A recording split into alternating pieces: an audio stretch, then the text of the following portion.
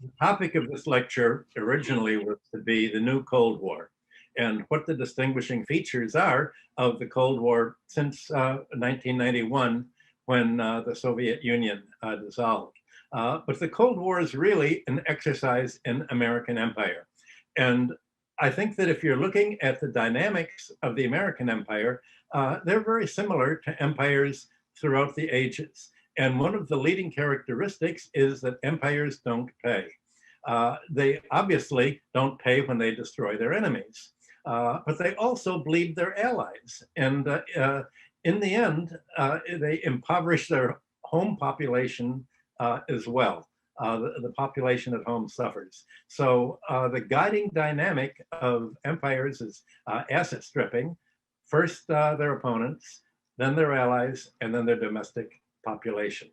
And that's their common aim of an empire. The first objective, obviously, is to conquer foreign lands and seize their wealth and their money. But that involves creating alliances and arm-twisting allies to make them bear the cost of the imperial war making, always called defense. Like America is insisting that its allies share the costs of NATO and back it when it attacked the Near East, Iraq, Libya, and other countries. But it not only does the imperial power exploit the allies for military defense, it insists that they subsidize the imperial nation's domestic affluence and public spending programs. So the resulting internal strain develops. It becomes a war on two fronts. You're pressuring allies as well as your enemies until it's really unclear who's being most exploited. I think preventing other countries from keeping the fruits of their labor and land and resources in their own economies and preventing them from raising their own living standards requires political meddling and political interference. Because obviously, if other countries are democratic and have their own freedom, they're going to want to keep their own prosperity at home. So any empire has to rule through client oligarchies. It has to back rulers in these countries that represent really the imperial power's interests, the US interests, not that of their own countries. So the alliance becomes more and more coercive, and it drives foreign countries to withdraw from the imperial system. And once you withdraw, you become an enemy, because either you're in the empire or you're out. As George Bush said, either you're with us or against us. And since the end of World War II, US diplomacy has created a tributary system that transfers wealth and affluence from other countries to itself. It has become faddish to characterize this as a Thucydides problem, as if America is jealous of China somehow, and as if it's inevitable that there's a war between a rising power and an established power. And the established power usually makes war on the rival, but the Americans who developed the idea of Thucydides' problem did it really to trivialize what the conflict between China, Russia, and other countries outside of the US sphere is all about.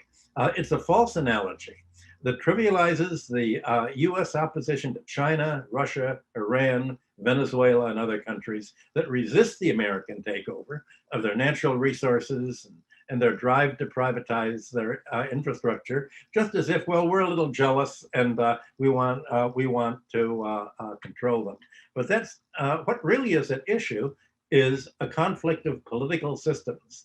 And the conflict is over whether countries should be privatized and private rent-seeking will be made tax-free and relying on US banks and the US Treasury to create essentially foreign reserves, or whether countries are going to be independent.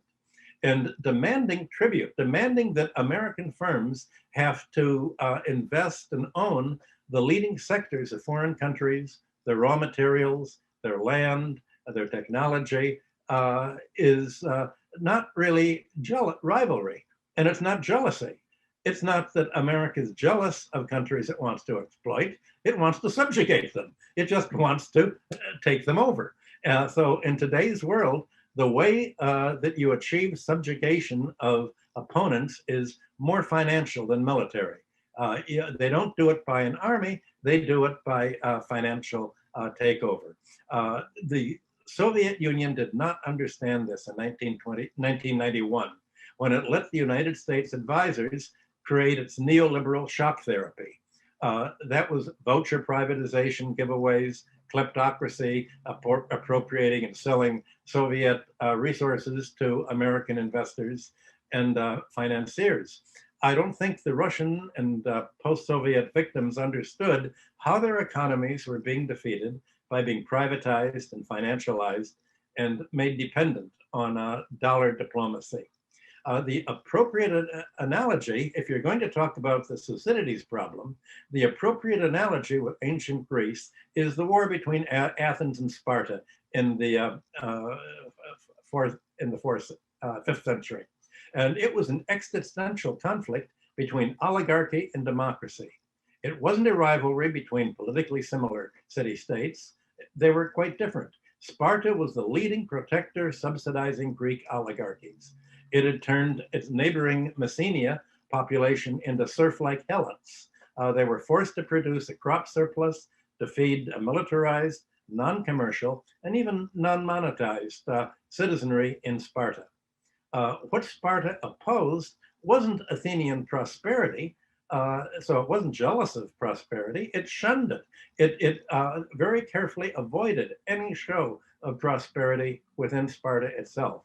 What it opposed in Athens was democratic reform. It feared that this might be contagious and that democracy might spread, and there goes the Spartan oligarchy. Now, under Solon in Athens in 594 BC, Athens had been one of the last Greek city-states to end debt slavery.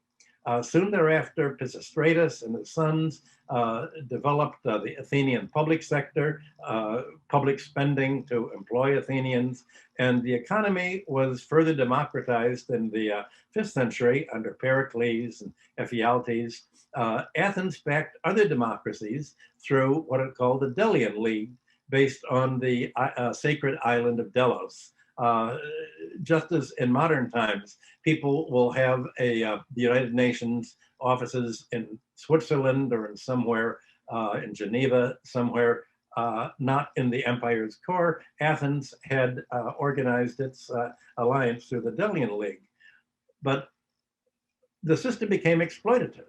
As Athenian demands for support in military support and the cost of building its ships to oppose Sparta, allied city-states had to pay the costs. And Athens is doing what the United States does when it taps its allies for military support in NATO and the coalition of the willing to take over Iraq and fight other countries or boycott their exports that are targeted by US officials. So the Thucydides problem and the clash of civilization theory both neglect the strains that were caused by Athenian attempts to create an empire to rival Sparta's oligarchic alliances. Thucydides, who was a general for Athens and also wrote the history of the Peloponnesian War that we all had to read in college, wrote, "The whole Hellenic world," that is the Greek world, "was convulsed as struggles being everywhere made by particular chiefs being in the Athenian Democracy League or the Sparta's Achaean League. Macedonia and Delphi were part of the Spartan-Persian alliance, and they were opposed by the Delian League, and the treasurers of the Delian League were all Athenians, and they financed as much as 2/3 of Athens' public budget just from its allies by the annual tribute of about 400 talents originally. That's a large amount of silver. Now, this tribute from its allies enabled Athens to avoid imposing new taxes on its own citizens. The money was paid in the form of Athenian owls. Athenian silver coins had an owl on them. That was the symbol of Athens. And they were the dollars of their day. They were the most typical silver coinage. And they were minted at Athens' own mines. Right near Athens, there was a mineral area called laurium, and that produced the silver that Athens could make its own coinage from. So it didn't have to earn foreign exchange to pay mercenaries and to build ships and to pay its population. It was able to create its own money. And in that sense, also, Athens was like the United States, which simply prints its own money and creates its own money. It doesn't have to earn it abroad. Now, the Parthenon in Athens, up on the hill, the great Athenian public architecture, was built largely with Delian League tribute from 447 to 432 BC.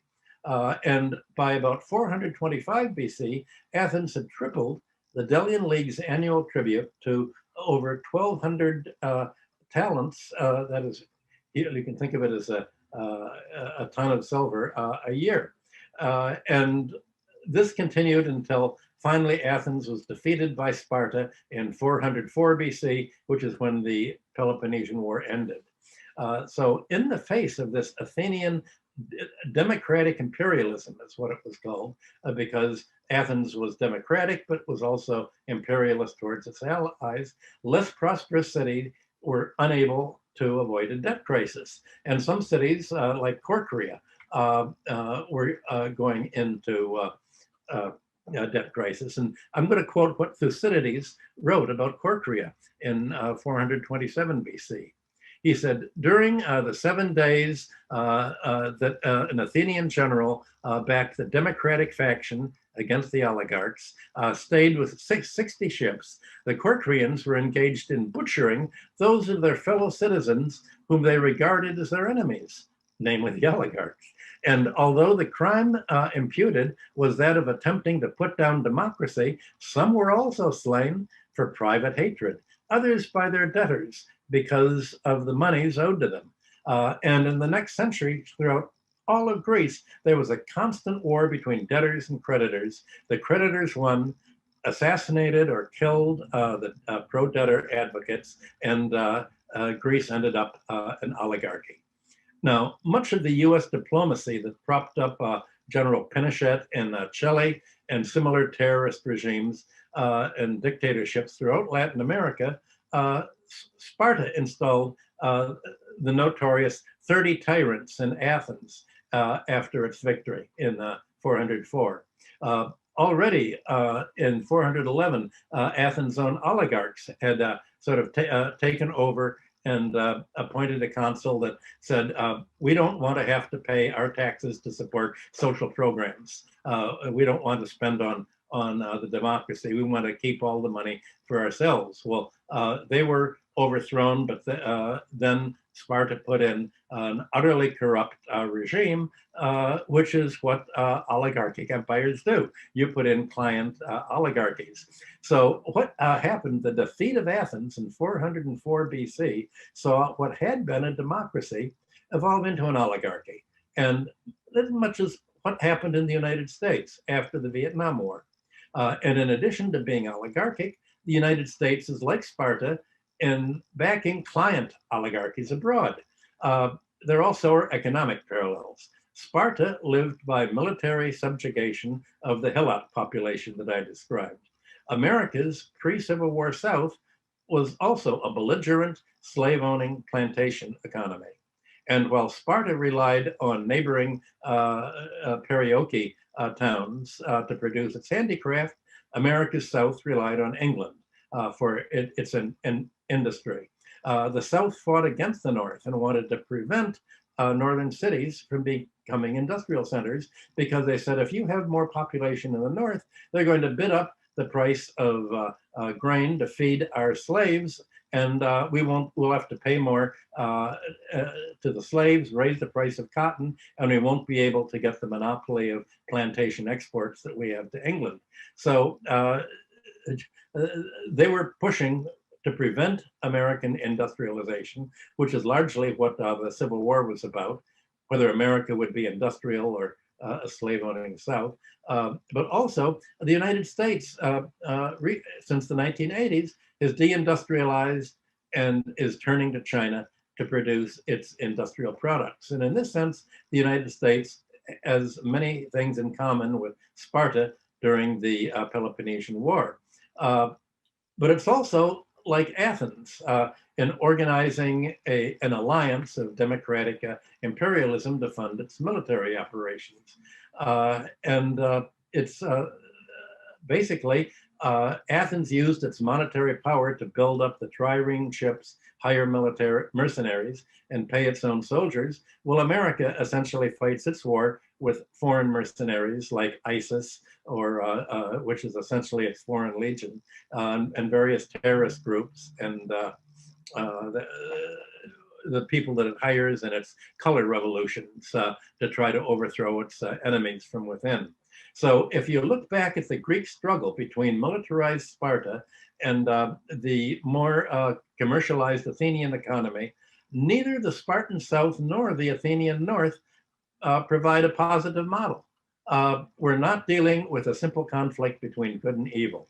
But today, we can see that the United States is sponsoring the worst of both worlds. It has a militarized subjugation of other countries, ruling through client oligarchies and NATO and other alliances, through dollar diplomacy, and it forces its allies to pay the cost of its military conquest and by the dollar standard. And essentially, its financial imperialism is what is creating American affluence. Well, obviously, the Greek conflict didn't end with the Peloponnesian War. Sparta's victory led to an influx of silver, and all of that was taken by the landowning families and the elite, and they used it to buy out the lands of smaller holders. By the 3rd century, almost all the lands had been so concentrated that Sparta's kings, it was always ruled by 2 kings, decided, well, the only way we can rebuild Sparta's military might, now that we've disenfranchised all the landowners, is to cancel all the debts and redistribute the land.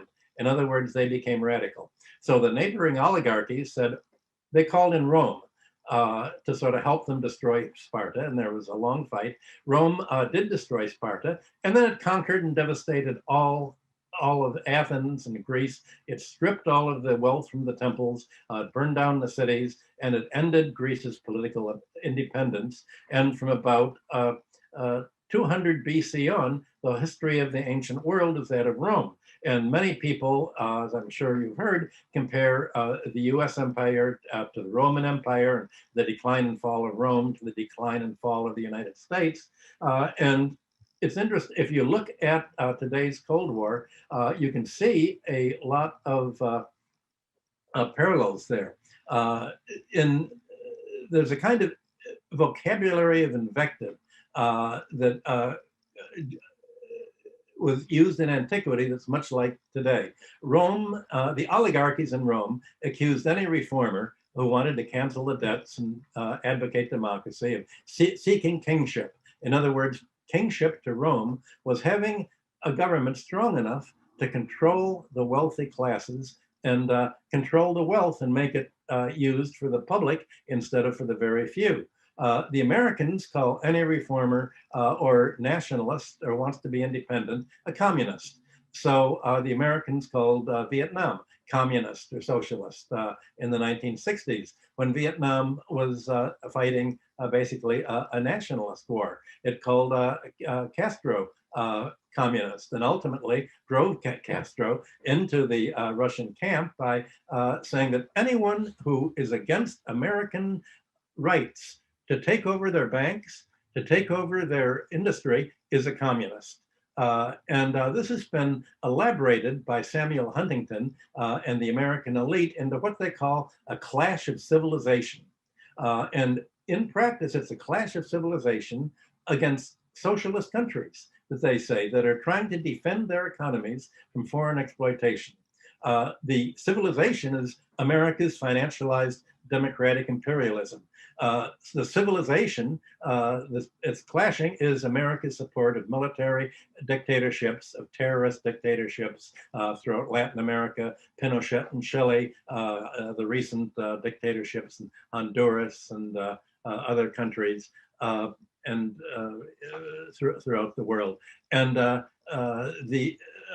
this American civilization is fighting against countries trying to be independent, as if it's a completely different civilization for other countries to want to be independent and to want to be democratic.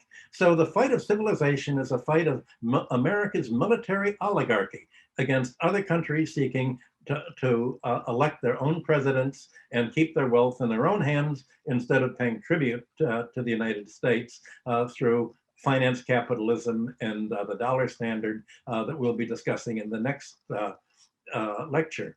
Now, the Roman historian Tacitus quoted the words of a Scottish opponent of Rome, Calgulus, in 87 AD. Tacitus said, if their enemy has wealth, they have greed. Meaning the Romans have greed. If the enemy is poor, then the Americans are ambitious. To plunder, butcher, steal, these things the Romans misname empire. They make a desolation and they call it peace. Sometimes it's translated, they make a desert and they call it peace. The US orchestrated takeover of Russia under Yeltsin in the 1990s. And the ruin of Greece and Argentina in the 2010s are typical examples of empires that are engaged in asset stripping.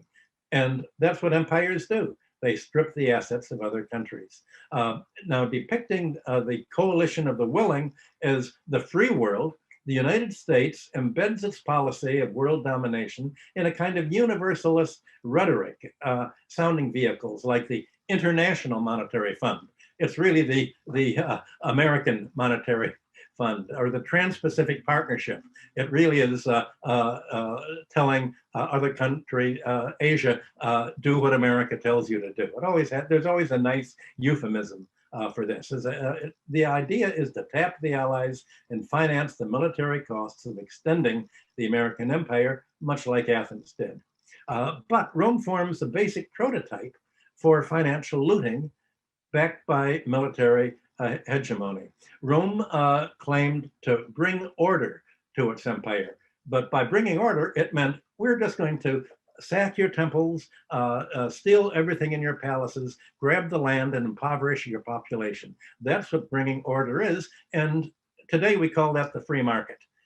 We call that free enterprise, leading to the concentration of wealth.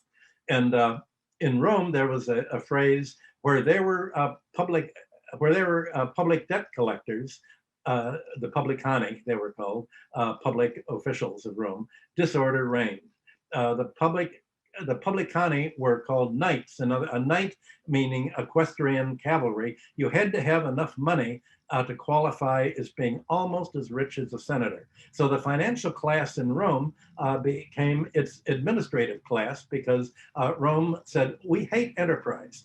We think it's vulgar to actually make things. That's what the working class does. That's what the people we exploit do. We'll make them do the handicrafts and we'll make slaves make our furniture and industry. And what we will do is just charge rent and have our slaves make money for us by usury, and we'll lend money to foreign countries that we conquer them, we make them pay tribute, and then we lend them the money to pay the tribute. And Brutus, for instance, the Brutus who stabbed Caesar, and Caesar said, "Et Brutus," he charged Cilicia 42% interest, annual interest.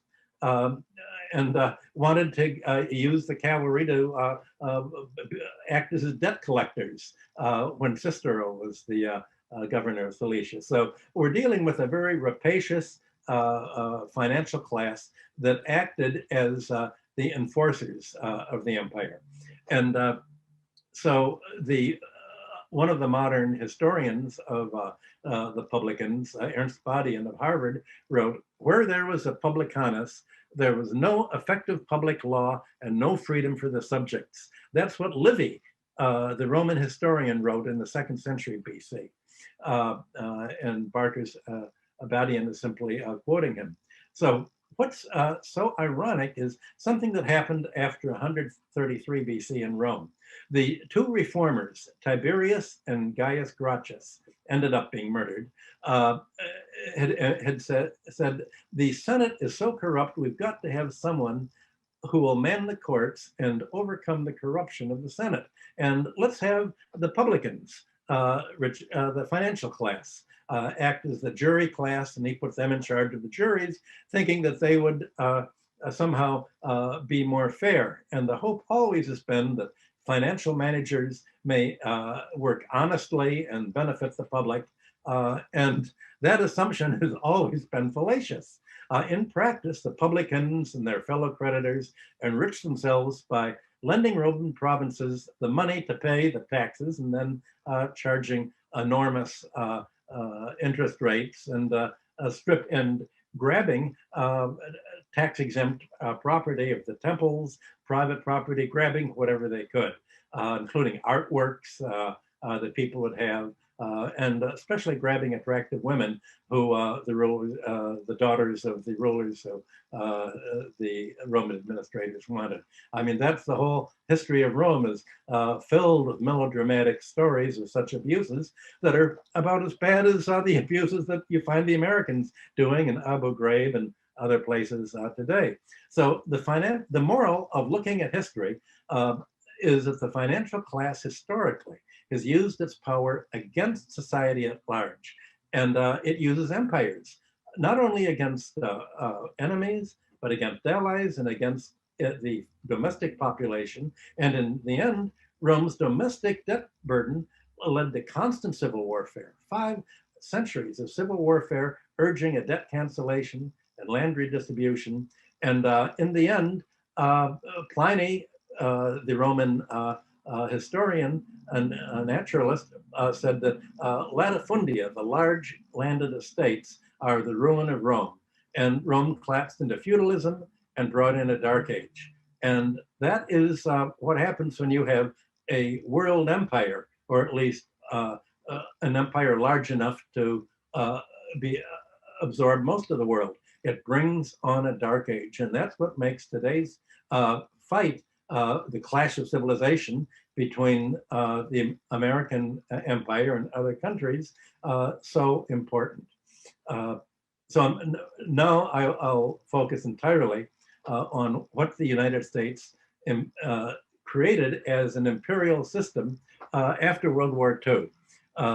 In the closing years in 1944 and 45, the first thing the Americans wanted to do to create a post-war world was to break up the British Empire. And you did this by making a loan to Britain that was broke from the war. Many of its men had died, and there were many more women than men, which helped make it more socialist at the time.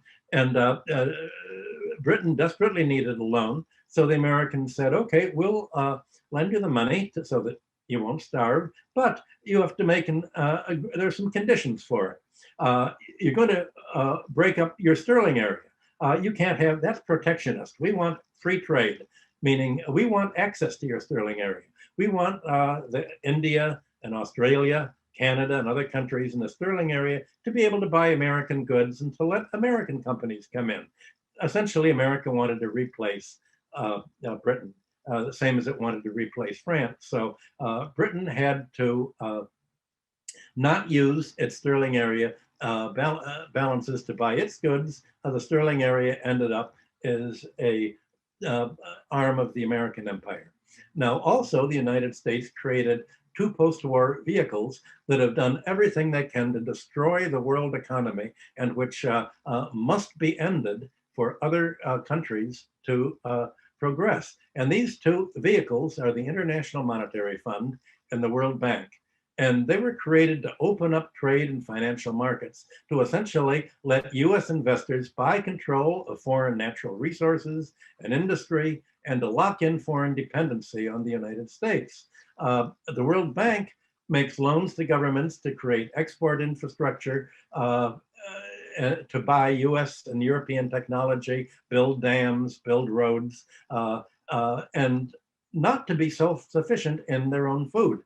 They're supposed to shift the World Bank finances, Latin America, Africa, and Near Eastern agriculture to produce export crops that do not compete with American grain exports. So the idea is to make other countries dovetail into the American economy by being dependent on the US economy. Well, the result of following the World Bank advice is to run a deepening trade deficit and a balance of payments deficit.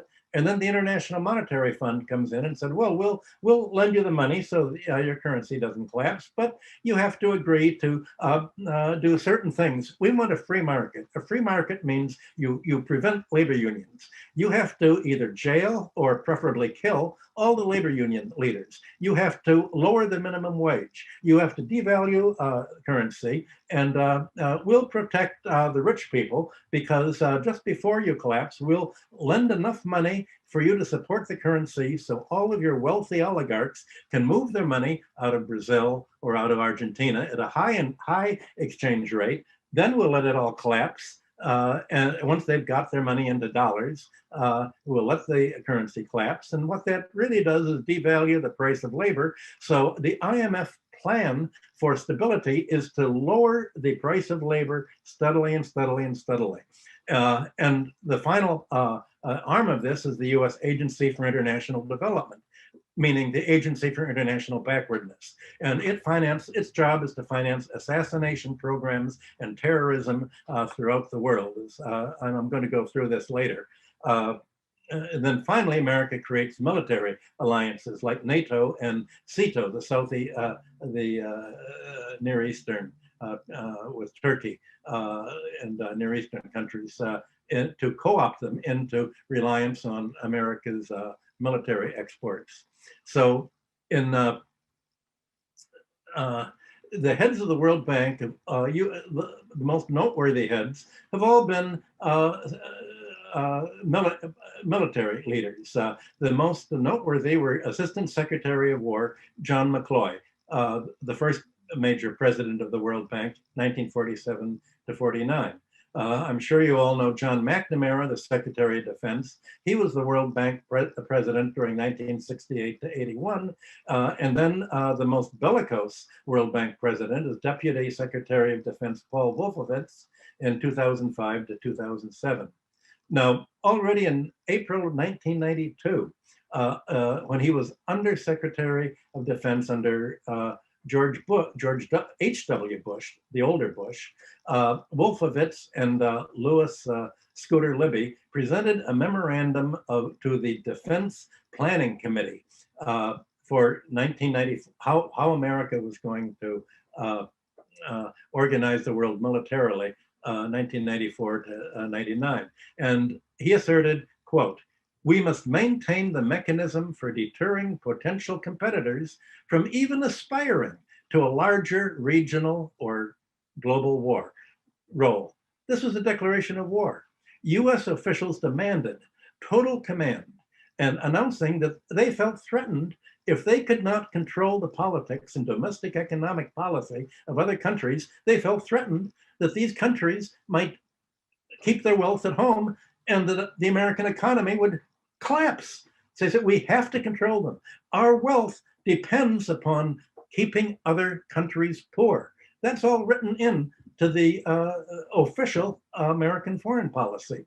And the major lever of imposing this conquest is financial. The IMF, as I said, it finances client oligarchies. The IMF will lend money to political allies such as Ukraine, even when the money's stolen by Ukrainian oligarchs, but it will withhold credit from countries that America wants to overthrow. So America can use the International Monetary Fund to essentially, Wall Street can do a currency raid on an unfriendly country, meaning a country wanting to be independent, and the IMF will then bail it out once it turns pro-American, and the IMF will say, you see, that's the free market.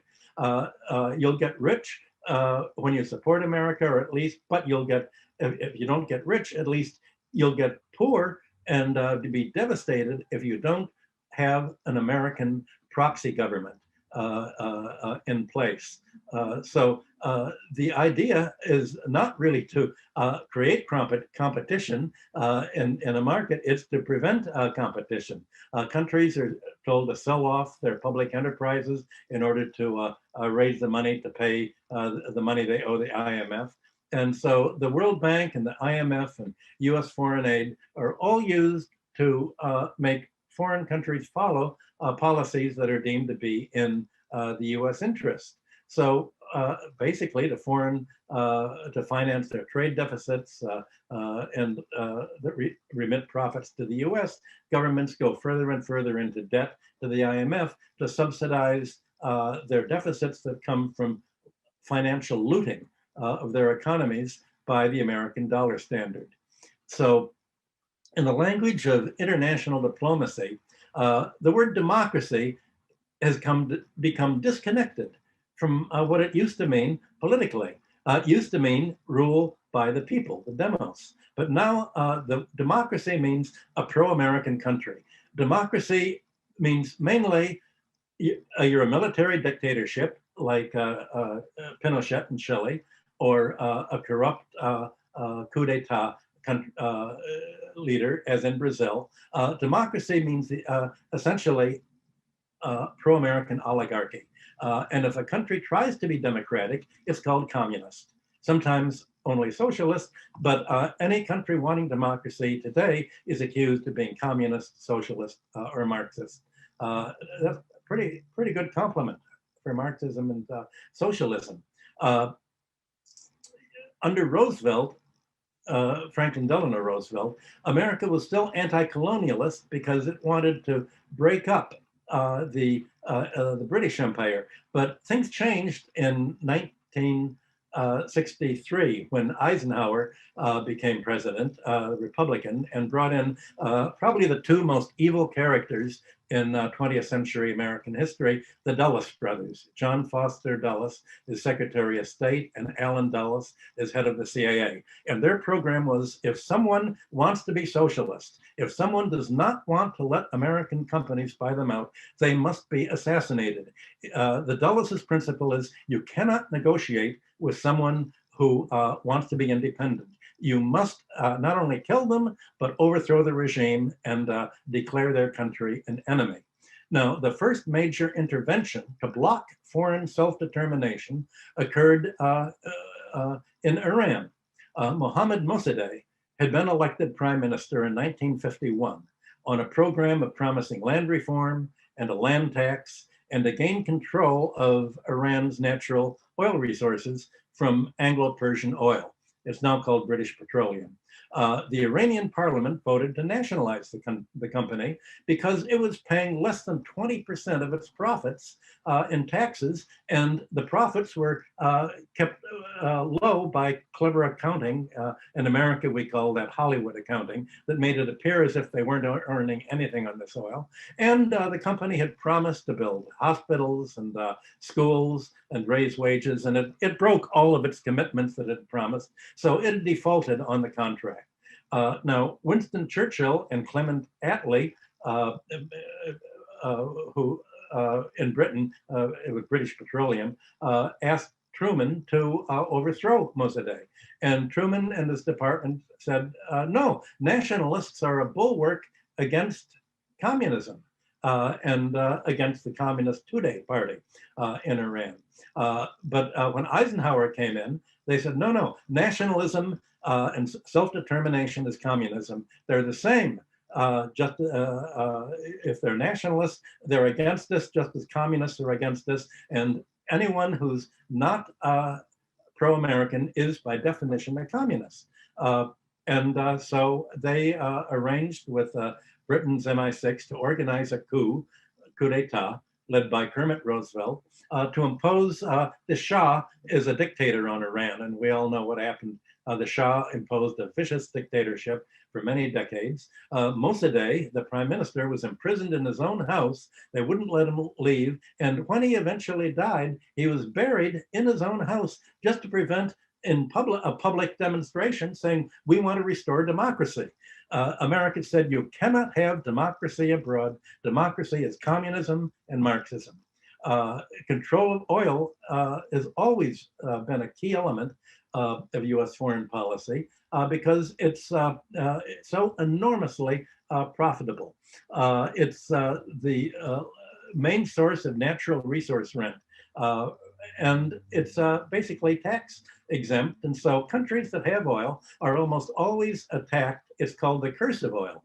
You're attacked by America or England or France, and they grab the oil and they kill your political leaders and they put in their own puppets. And that's essentially what America's done, what America is trying to do right now in Venezuela. It's the alternative is to essentially to let oil be kept in the country itself, and instead of turning the oil profits into the US economy. Now, I could get, there are many technical aspects of and legalistic aspects of oil in the American empire that really have to be looked at as a separate sector. Oil companies in America organize their oil wells and their production facilities in the Near East and elsewhere as branches, not as affiliates. It's not like they own a company that produces oil and pays taxes in these countries. The oil branch or a mining branch, its operations are consolidated into the parent company's balance sheet. So America or Shell Oil or Exxon will get a depletion allowance for depleting foreign companies' oil. They don't have to pay any tax. And as it happened in 1995, the Vietnam War was creating very heavy balance of payments drain on the United States, threatening the dollar's exchange rate. And so President Johnson, who had just replaced Kennedy, passed foreign investment control, voluntary investment controls. Voluntary means do it or we'll throw you in jail. And Johnson passed a rule saying that no country can increase its foreign investment by more than 5% over what it had the previous year. Well, that got the oil industry very upset. And they said, wait a minute, we're making so much money. We're the main support of the American balance of payments. So the oil industry for a century had been dominated by John D. Rockefeller and his successors, and David Rockefeller, his grandson, was head of the Chase Manhattan Bank. So the oil industry went to David Rockefeller and said, can you have calculate just how much money we're getting from abroad on our oil so that we can get exempt from all of the rules. So as it happened, I was the balance of payments economist for Chase Manhattan at that time. And David Rockefeller told me, well, we don't want our oil department to write the report because they think that, you know, after all, they're the lobbyists for the oil company, but nobody knows about you. You're independent. We want you just to talk to all the oil companies. They've agreed to give you all of their internal documentation, and you can look at it all and you come up with the report. If we think they're making a bonanza, but we don't know. We want, can you spend a year doing the research and finding out what's happening? So I began my research, and I went to Standard Oil of New Jersey, which was the big Rockefeller company, and I was looking through all the statistics. First of all, I began with the public balance of payment statistics, the Department of Commerce statistics, and I couldn't find any profits at all. I looked for oil profits from the Near Eastern countries. I looked for Europe, Latin America. I couldn't find any profits, and I went to their treasurer, and I said, where are they? And the treasurer said, oh, you didn't, there's something called, at the very end of this whole column of countries, there's something called international. And I said, well, international, isn't that all these countries? He said, no, international means countries that aren't really countries. They're Libya, and they're Panama and Lagos. They're countries that don't use foreign exchange currencies of their own. They use the US dollar. And they're where we have the flags of convenience. There are shipping companies. And he said, what we do is, we don't want to have to pay Saudi Arabia or Iran or other countries much money for the income tax. So we sell the oil at a tiny, tiny little fragment, almost at the production cost, to our trading affiliates in Panama or Liberia or wherever, Liberia. And then the trading companies are in countries, Panama and Liberia don't have an income tax. So there's no income tax. They use the US dollar, so there's no foreign exchange risk. And then they sell this oil at a huge mark, such a high price to the refineries in Europe and North America, or to the final filling stations, that there are no profits to be shown in America. And so all the profits of the worldwide operations, production, refinery, distribution, are all made in these tax-exempt enclaves, Panama. When I looked at, okay, let's look at what the costs are. How much does America have to pay for the oil? Well, they said, for one thing, America only imports oil from its own companies. It won't import oil from other companies. It has to be from American-owned companies. And most of the cost of this producing Near Eastern and other oil, cost never leaves the United States. Most of it is absorbed in the profits that we make and that we declare from Liberia and et cetera, in Panama, or it's from US equipment, the oil machinery that is American made and that we export to our branches to dig the oil wells, or paid for management fees. And of course, we lend our affiliates money and our branches money, and this is all absorbed in interest that also is paid to the head office through our money lending affiliate. So actually, we only pay about 10 cents for every dollar worth of imported oil. And the 10 cents on the dollar that these countries get, they have to spend it on US arms as part of the defense contract. So America doesn't really pay a penny for the oil that it gets. It's all free. And that's why we really shouldn't have the government limit what we're doing abroad, because we're stripping their assets. We're getting rich off them.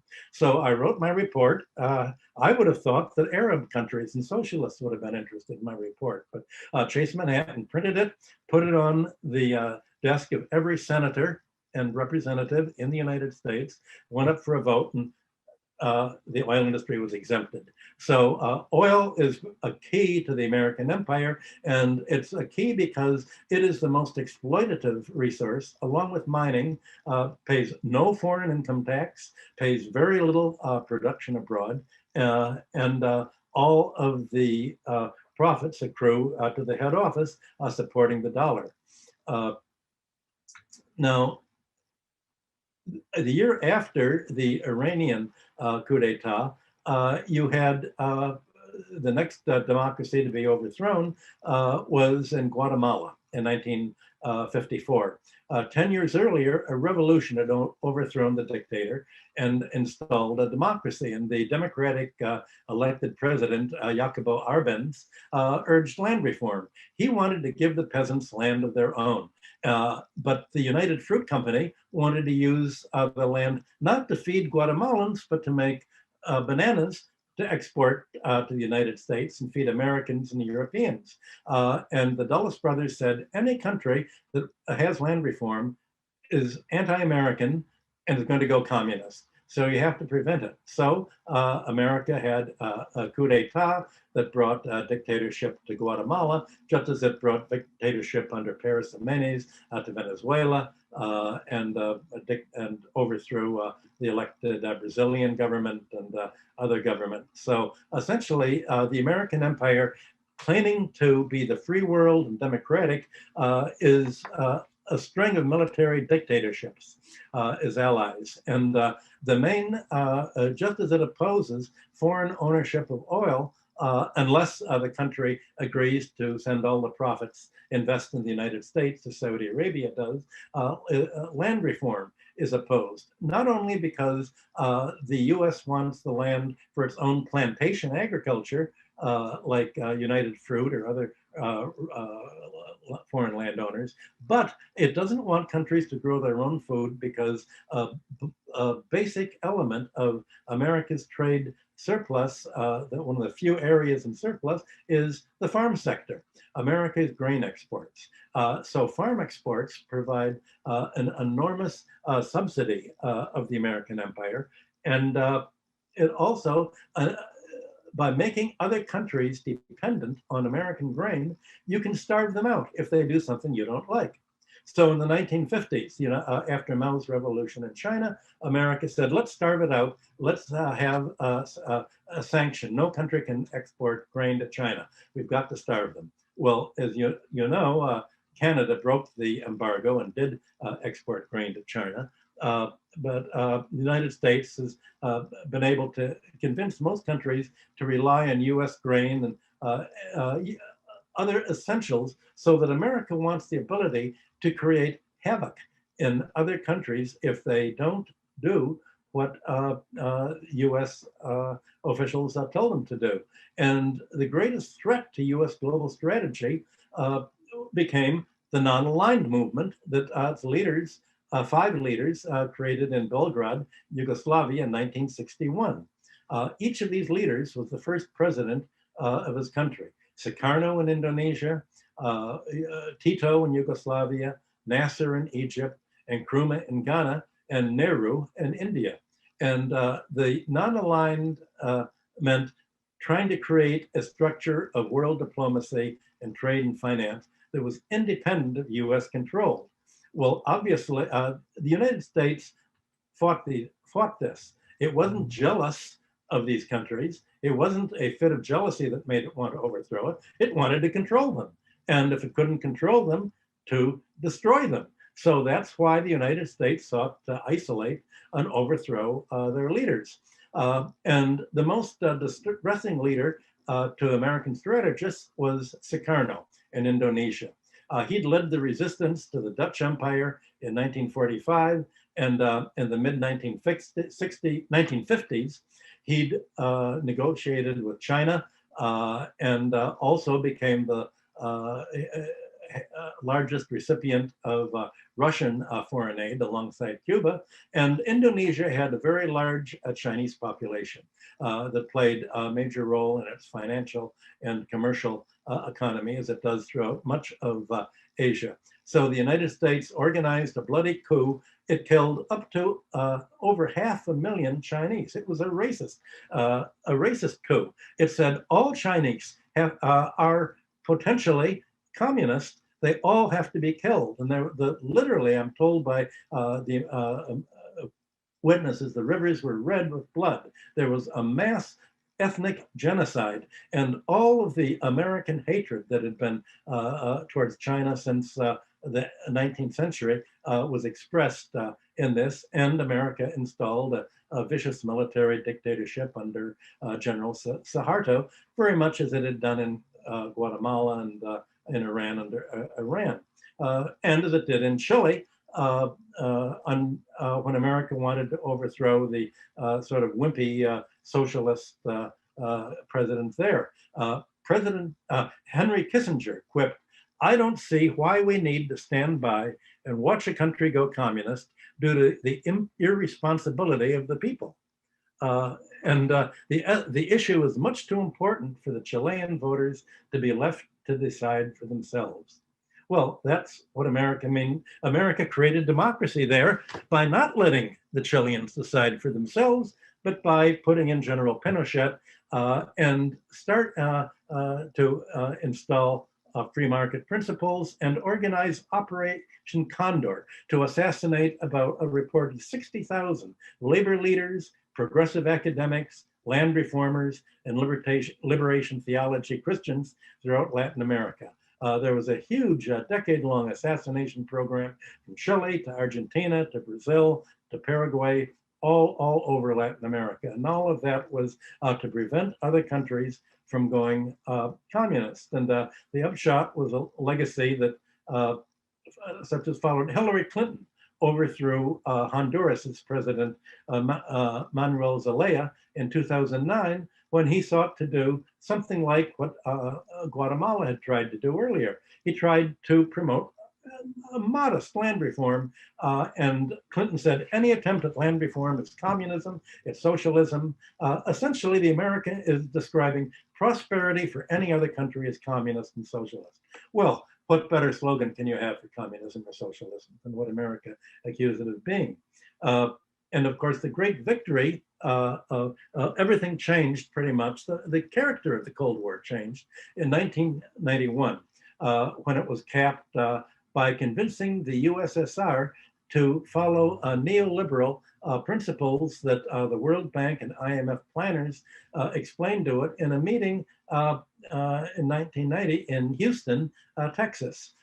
They explained to Russian leaders how they could have shock therapy. It would wipe out the population. It would leave Russia with no money at all. And then you give this population that's had its savings wiped out by hyperinflation, you give it vouchers and companies. It'll all be sold to a few oligarchs, and then they can buy the companies give the companies to themselves, and the former managers of the companies in Russia can, and its satellites, the Baltics, can simply register the companies in their own name, and then they can sell it, part of their holdings, to Americans and Europeans to cash out and get their money abroad.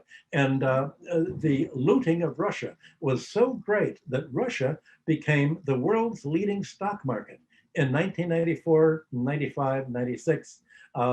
And it became a free-for-all of saying, well, the Russians aren't going to get a penny from their wealth. We're going to get it all from the Americans will buy out Russian oil companies, Russian minerals, nickel, Norilsk nickel, the public utilities, and essentially we can get money by, without conquering them militarily, we'll conquer them intellectually. We will convince them that this is the way to get rich. And of course, it was the way to get rich for kleptocrats. It was a way for the 1% or the 0.1% in Russia, the 7 bankers, they were called, to become billionaires and create a mass of billionaires. And the Americans said, well, that's getting rich. And you're getting rich because you're selling your stocks to the Americans for US dollars, and you're using these dollars and sterling to buy big real estate in London, real estate in the United States. You're getting rich by moving your money out of Russia, leaving it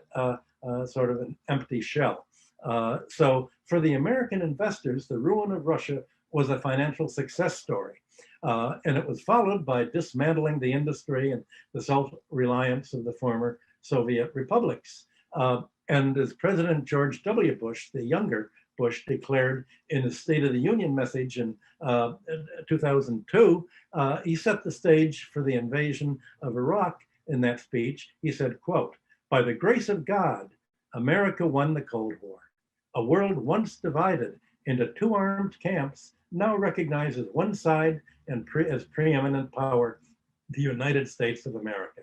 So the war being waged was being fought over whether the world economy was going to be one of neoliberal finance capitalism and rent extraction, or industrial capitalism evolving into socialism under democratically elected leaders. And as Rosa Luxemburg put this matter a century ago, what's at issue is whether the world is going to have socialism or barbarism. And this is not a clash of civilizations. It's a crisis over what kind of civilization the world is going to have.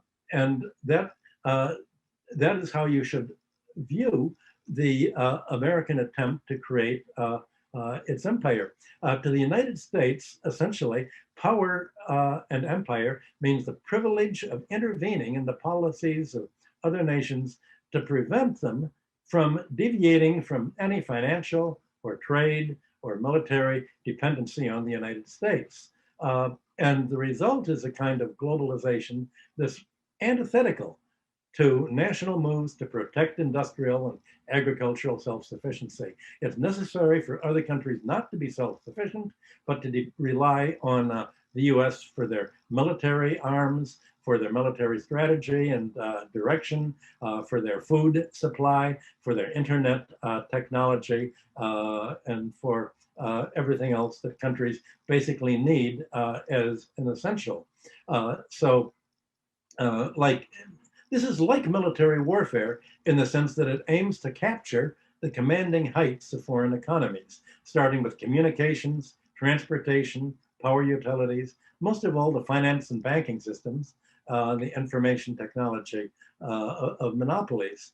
But what makes this Cold War diplomacy different is that the United States really is not agreement capable. An empire, it's supposed to have some kind of ruling law. At least the Romans said we brought law. Unfortunately, the law was we get to take everything from you and kill everyone, all of your leaders that we don't like. But at least there was a law. But the United States says we're the exceptional economy, meaning we are not obliged to live up to any international contract or agreement that we sign. That's why the United States insisted on having veto power in the International Monetary Fund and the World Bank when it joined. It's why it insisted on having veto power in the UN Security Council when it joined. It says no other country can tell us what to do, but we can tell other countries what to do, and we can destroy them if they don't follow what we tell them to do. So essentially, this inability refusal to live up to contracts goes from the very beginning of the American Republic in its land treaties with the Native American tribes. It violated them all. Just ignore it, just a sheet of paper, because there's no enforcement process. To President Trump's withdrawal from the Iran agreement, from the Paris Climate Accord, and from the ballistic missile agreements with Russia, and from the arms parity policy that dates all the way back to Eisenhower's administration in the 1950s, trying to prevent nuclear war. Not to mention the US promises that America made to Russia that if it let Germany reunify in 1990, NATO would never move a single inch or foot eastward. Well, of course, it just broke all that. And the US said, well, what are you going to do about it? What's the if there's no penalty and no means of enforcing international law means nothing. That the United States just again recently announced we're not going to join the Hague Tribunal or international law, because if we did, you'd accuse our leaders of war crimes and try to hang us like we hung the German Nazis. So of course we're not going to obey international law, because we are the law. The law is whatever we do. When Americans do it, it's not criminal. Well, that's what President Nixon said. When the president does it, it's not breaking the law. Essentially, that's America's philosophy internationally. So the US officials now defend the rights to use nuclear weapons and have them pretty widely distributed. And the incoming Biden administration here has hinted that it plans to appoint a super hawk, Michelle Flournoy, as Secretary of Defense. She was already Assistant Secretary of Defense in the Clinton administration. And in that role, she was the principal author of a report in May 1997, the Quadrennial Defense Review. And that review defined US vital interests to include, quote, preventing the emergence of a hostile regional coalition anywhere, and quote, ensuring uninhibited access to foreign key markets, energy supplies, and strategic resources. In other words, any attempt by foreign countries to keep their oil, their land, their mineral resources, their agricultural land in their own hands makes them an enemy, and we intend to fight them militarily, and we reserve the rights to use atomic weapons where necessary. In other words, wherever we want to, because we feel threatened if they will become independents. Foreign independence, foreign democracy is defined as an economic and hence existential threat to the United States. So announcing that the United States no longer felt obliged to, by the UN Charter that prohibits the use of military force, Flournoy wrote, when the interests at stake are vital, we should do whatever it takes to defend them, including, when necessary, the unilateral use of military power. Now, by framing the unilateral use of military force all over the world as defending vital interests, the Pentagon asserted the right to commit what international law defines as the supreme international crime. And that was what the judges at Nuremberg said. But the United States now defends its ability to do what the German generals were hung in Nuremberg for doing. So the result is a fight really between opposing political systems. It's not jealousy within a common economic system of competition. It's not rivalry. When the United States tries to block China's Huawei or TikTok from North American and European markets, it's not rivalry at all. It's a life or death attempt to prevent rivalry from other countries that that might seek financial and military independence. And so the United States leaves its allies with little choice but to try to break away from the exploitative nature. What is Europe going to do? America tells Europe, don't use Huawei or TikTok, don't use Chinese technology, use American technology. Don't buy inexpensive Russian gas, natural gas. You've got to stop the Nord Stream pipeline and buy expensive liquefied natural gas from the Americans. And you have to spend billions of dollars building ports that are specially fitted for container ships taking American gas. So you'll become dependent on American gas, not on Russian gas. And the problem with Chinese technology, America made very clear. China has not built American spy systems into its technology.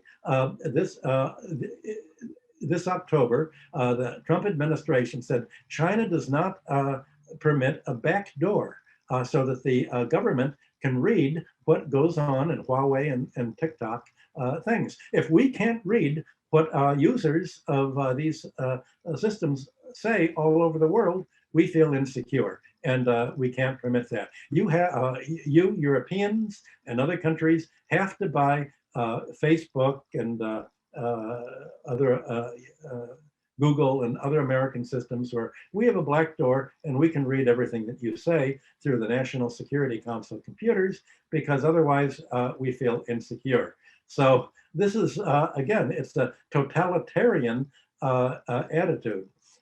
Russia's foreign minister, Sergei Lavrov, said on October 13th, he said, the most distinctive feature of our time is this.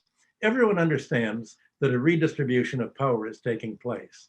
And this is exactly what our Western colleagues are fighting so adamantly, clinging to their centuries of dominance to prevent.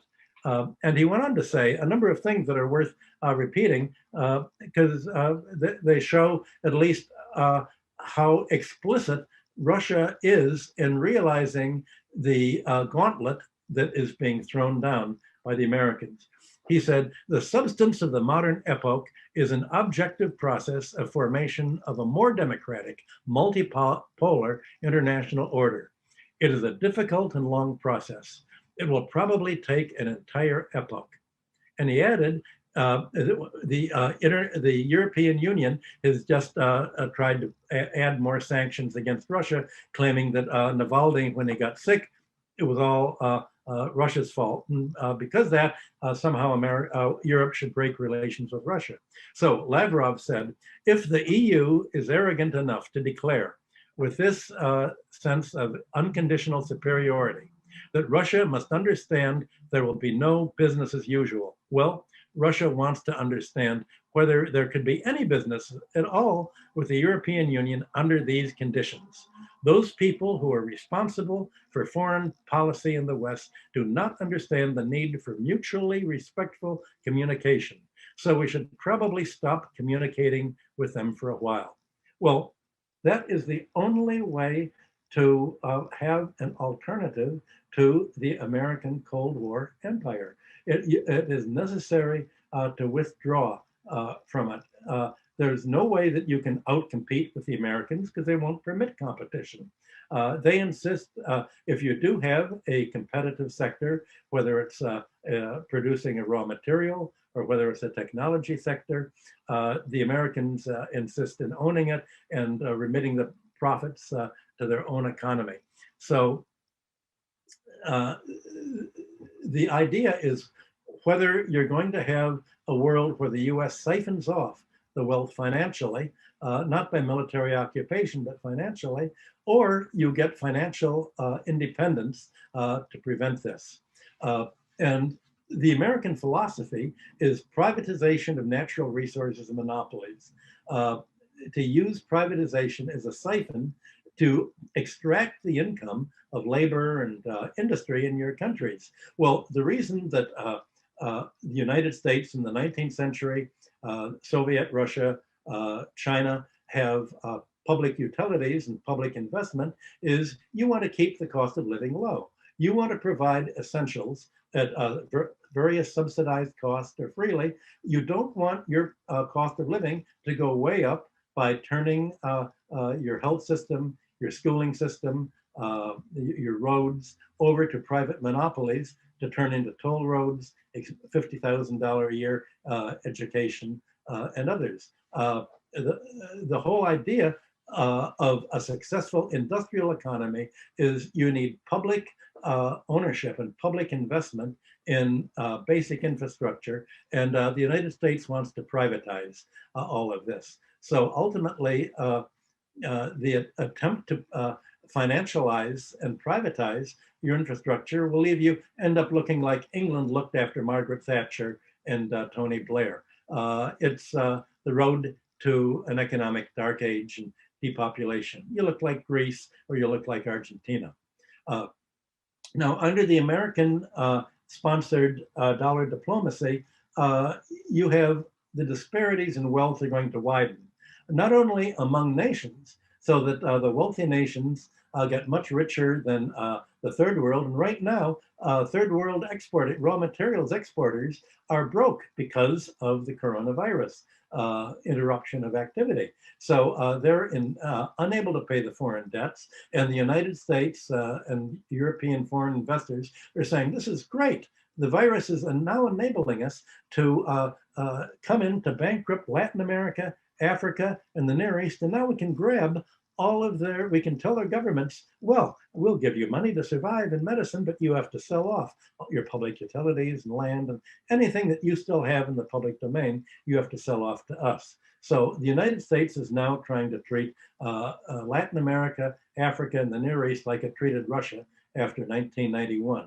That's the ideal. That's a success story, and it's a kind of financialized dollar diplomacy, and it's applied at home as well as internationally. The domestic American population economy is polarizing. The population is falling deeper and deeper in debt.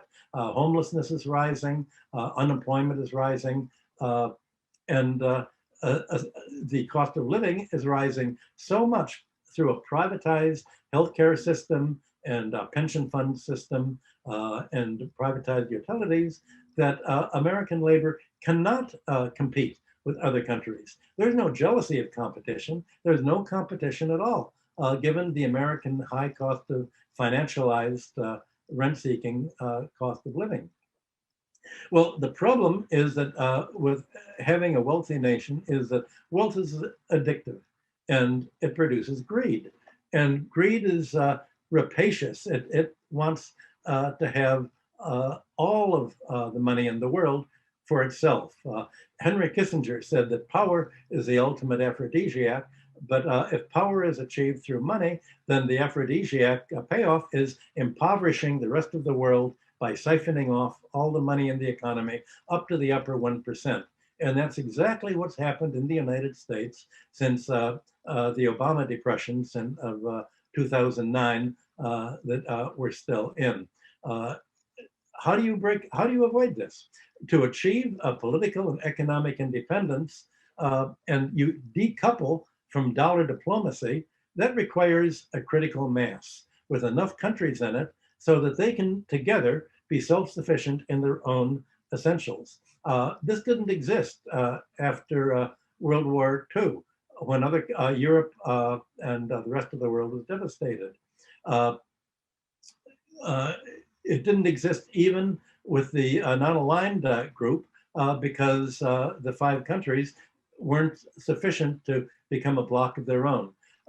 What's needed now is to not only to be financially independent, you need your own monetary system to create your own money, so that and as a public utility, so if debts rise, the government is a creditor, the government can write down the debt, as China does. You also need your own bank clearing system. There's a technology for transferring funds over the telephone or through banks, and America had worked through Luxembourg, sort of like the island of Delos or the sacred island of Delphi, site of Delphi. Luxembourg was supposed to be independent, and that had the SWIFT bank clearing system, but it really is part of the US Pentagon. It's a military system where the US can threaten to create financial havoc in Russia or other countries using it if all of a sudden you don't let any of their bank transfers take place. So other countries need to break free of the American and the European infrastructure, realizing that European is a satellite of the United States. It's the Europe has become a dead zone economically. It's being impoverished because its governments are not able to create their own money to run their own budget deficits beyond 3% of GDP. So its governments are not able to pull their economies out of depression. They're not able to produce enough euros as public debt to become a rival vehicle for other countries to hold their central bank reserves. It can't rival the dollar. And the United States created Europe as a non-rival, as a satellite, as a dependent area. So the most recent grouping after the non-aligned group has been the Shanghai Cooperation Organization.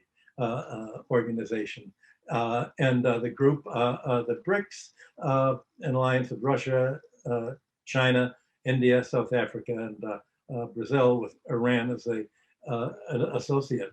The ideal is to begin by being independent economically within yourself, so you don't need the US market or US suppliers. You can produce your own basic needs and let the United States be isolated.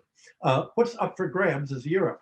How long will European populations permit the utterly corrupt Social Democratic Party or the corrupt Labour Party or the corrupt Christian Democrats or the corrupt other parties of Europe to be arms of the United States State Department? How long will Europe let European politics be like Australian politics, simply doing whatever they're told by the US or Britain acting on behalf of the United States? If the rest of the world, the rest of Asia, Vietnam, other countries, China, can become wealthier and wealthier with their own resources, and together these countries have enough of their own resources to be independent, then you let the other world, as the United States has warmed, the American affluence means a flowing in from abroad. American affluence will dry up because without the empire, America won't be able to drain other countries financially. Without the dollar area, without dependence on the US dollar, on US banks, on US bondholders as creditors, the United States will not be able to essentially get the free lunch that it's been able to get really ever since World War II, as we'll be discussing in the next lecture. So that what's required is sort of not only an international, to do that, is not only an international economic capability, but you need an ideology of international law and a foreign policy whose guiding principles are predicated uh, on blocking rent extraction through monopoly privileges and through realizing that public infrastructure is a source of production. Every country needs to be self-sufficient in food. Every country needs to be self-sufficient with its own financial and banking system. It needs to be self-sufficient in essentials, or to have real allies that are not mutually exploitative, but realize if we don't support each other, we're going to be divided and conquered by the United States. So I think that a guiding legal principle to break out and to draw the third world, Africa and Latin America, into this new alternative to dollar diplomacy is that legal principle should be written into international law that no country should be obliged to pay foreign debt by forfeiting its own natural resources or monopolies or capital investment, and should not be required to cut back living standards of labor in order to pay its foreign debt. That the right of any independent nation is economic independence, not to let itself be impoverished by foreign creditors. In other words, countries that owe dollar debt would simply negate it as essentially odious foreign debt. This foreign debt was taken on under military and political force and by a deliberate US warping of their development to push their balance of payments into deficit, requiring debt to American bondholders and the International Monetary Fund, and bondholders among the client oligarchies of these countries. All these debts should be wiped out in order to wipe out the savings of the oligarchy faction, because what's at stake is a fight between democracy or socialism and oligarchy and militarized oligarchy. So throughout history, from classical Greece and Rome down to modern debtor countries, a common denominator of all democracy for 2,500 years has been debt cancellation and the ending of absentee land ownership. Democracies in Greece and Rome and subsequent Western countries did not achieve this. There was always pressure for it. There was revolutions for it. There were uprisings from it century after century, but democracy was never able to do it. The only place that was able to achieve this kind of debt cancellation and independence was through the Near Eastern rulers, from Hammurabi's Babylonia to the Neo-Assyrian and Babylonian and Persian empires in the first millennium BC. And rulers held the loyalty and support of their local populations by periodically proclaiming clean slates that annulled debts and liberated indebted bondservants and restored self-support land to debtors who'd forfeited to foreclosing creditors. This didn't occur in the West. The West, whether it's democracy or oligarchy, never had that kind of debt cancellation. Western law, ever since Rome, has been built in to European and American law that creditors have rights that are overshadow the rights of actual owners who are indebted and the population as a whole. That the finance basically becomes the center of economic planning and of resource allocation by letting creditors be in charge of resource allocation and by having creditor-controlled governments that block any kind of public or democratic or socialist control over how the economic surplus is invested. So as a transition to the next lecture, the United States finances its military spending abroad and related diplomacy by demanding that foreign countries guarantee a stipulated part of their grain markets, their other markets to US suppliers, and that they rely on US banks and US creditors for the money that they need to grow instead of being in charge of their own markets and their own financing. Finance capitalism's mode of economic control is affected through monopoly privilege of creating money and credit domestically and abroad by US banks that own foreign banks. No country should let foreigners own and control the banking system because banking credit is simply created electronically, and it extracts interest, and it sends the interest abroad, and it uses the interest proceeds to lend more and more against assets and to indebt the economy more and more. The ideal is, in order to be economically independent, you have to prevent the financial dynamic from growing and taking you over, as we'll be discussing in the fifth lecture of the series. The financial privilege that America has, the dollar privilege, is the capstone of US international strategy.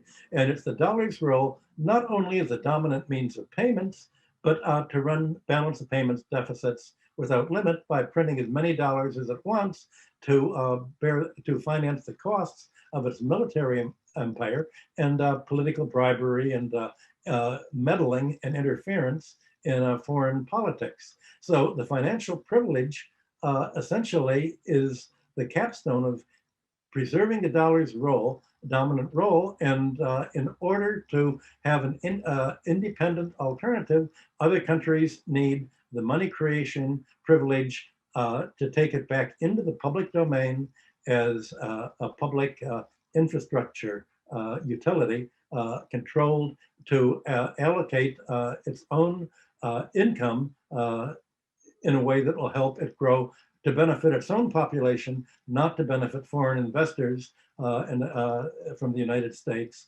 or its satellites.